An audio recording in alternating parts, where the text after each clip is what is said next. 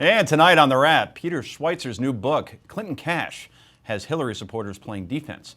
Will the Obama administration release $50 billion to Iran as part of a pending nuclear deal? The State Department won't rule it out. And Governor Scott Walker has a new way to protect American jobs, limit legal immigration. What could go wrong?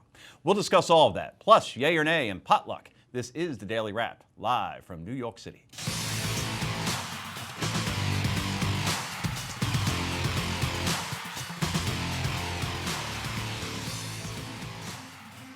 And welcome to the show, everybody. I am Joe Concha. Joining me, as usual, is SiriusXM host, Forbes.com columnist, and the man who would have got away with it if not for those meddling kids. Meddling kids. My co-host, Rick Unger, is here, a big Scooby fan. Also here tonight, the girl who single-handedly keeps the Amtrak Acela line between Philly and New York in business. She is Heather Hansen, staying busy. And finally, he's Forbes.com contributor and a favorite here in the Daily Wrap. Bill Tucker is back. Okay, everybody, let's get right to the Daily Download.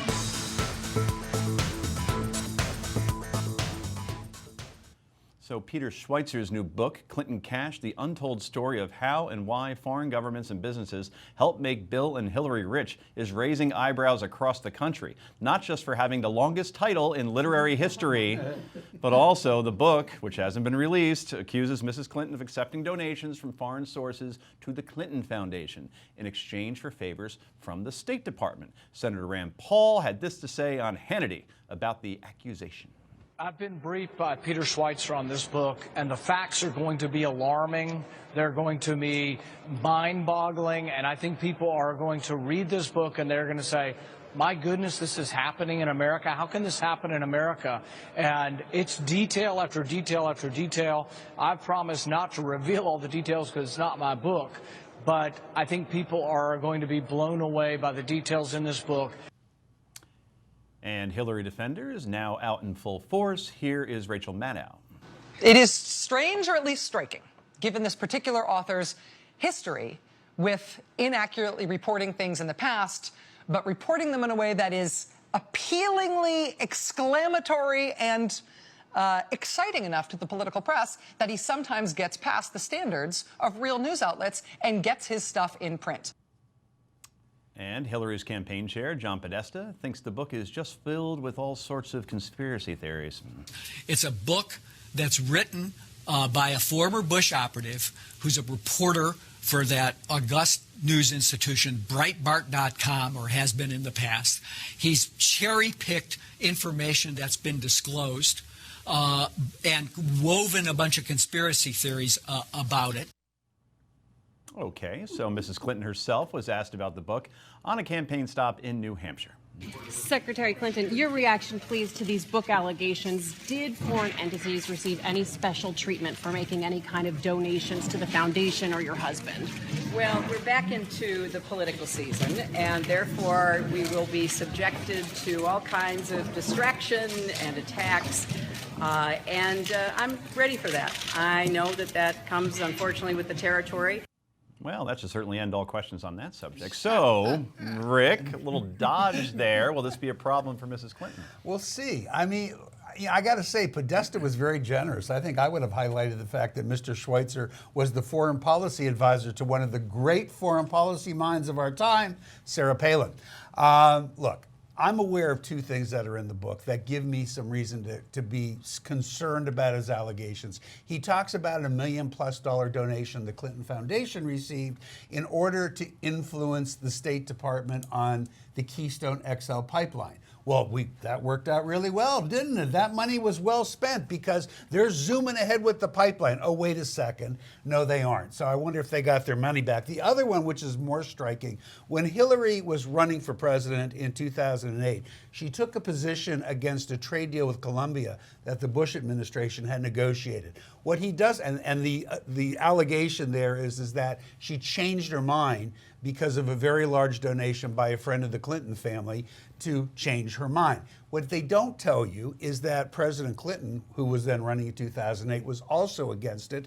The reason they were both against it was because they were concerned about workers' rights in Colombia and what it was going to do to the environment. When the administration came in, they renegotiated those two issues, got much better working rights for the workers, dealt with the problem of the environment, and therefore had a deal they could sign, and so they did. So once again, Fuengistra, who had made the donation, did not get what he wanted. So if all of these people are making these donations for these favors, they're really stupid because they're not getting the favors. But does it matter if the favors are actually You would think carried it would. out? Why would somebody spend $1 million In and other not words- get what they wanted? But if you accept the favor, but you can't execute on it, you're still making Right. the error of But wait a accepting second. no Why, the wait, money. Wait. Why, how do you make the allegation that it's a favor when the evidence shows it didn't happen? Well, Rick- you But have should to they? really want to believe that there was something nefarious going on because the evidence, it didn't even happen. Therefore, if you don't know, why would you go to the side of somebody cheated? I guess the question is, Heather, and I want to bring you in for a second, were foreign donations made to the Clinton Foundation? That's a simple yes or no Yes. question. Sure. Okay. Is that illegal? No. It's not illegal. Quid pro quo is illegal. Mm-hmm. But here's the thing that I think is so interesting. You know, you look at the Menendez indictment based on similar things, quid pro quo. From a 3-year investigation. Right. And you know what they had all over that indictment, the investigation? Emails. Fabulous way to find out whether or not there's actually a So all quid they have pro to do quo is check going Mrs. on. Clinton's emails, Sure, we'll be all and then set. we'll know. And when John Podesta We can talks about stretch this cherry picking, conspiracy to no, cover the it's world. not. That is not a stretch. And That you is know a what's in real emails? problem. Words. But And you know when you use Rick, words. but that's a not so great argument against the point that if we had the emails, when John Podesta says we're cherry picking issues, we're cherry picking because we don't have the emails to back it Well, up. why don't we get the Clinton Foundation emails? That'd be great. That would be tremendous. How do you get them, Should lawyer? happen. Well, let's get started on an investigation similar to the one that was done Don't for you Senator have to have move some on. evidence to investigate it, to believe think we there's a might have. crime? We really have to move on. And speaking of Mrs. Clinton, let me go off on a little tangent for a second. Did you ever notice Clinton's syndrome? Well, the Daily Caller did. The former First Lady nodded and said 88 times during a stop on her listening tour in New Hampshire. Take a listen. So it's not really, you know, it's, you don't have cancer to, and that's, You know, we actually considered playing all 88, which wouldn't have taken that long, actually, because how long does it take to say, right? It's just, you know, if you put them all together tightly enough, it could be a song. Yeah, that's true. It It'd could be like she was humming the whole Yeah. time. Yeah. So is that a what's the word I'm looking at? A tick? How would you describe that exactly? Oh, I think it's just a politician's way of telegraphing. Yes, I hear what you're Is this saying. really what we care about in this I'm campaign? listening to you. No, Can but I it- just ask that question? Is this what we care about? Is how often she goes, Anyway, coming up next, the Obama administration is considering releasing $50 billion back to Iran. This is the Daily Wrap, only on Newsmax.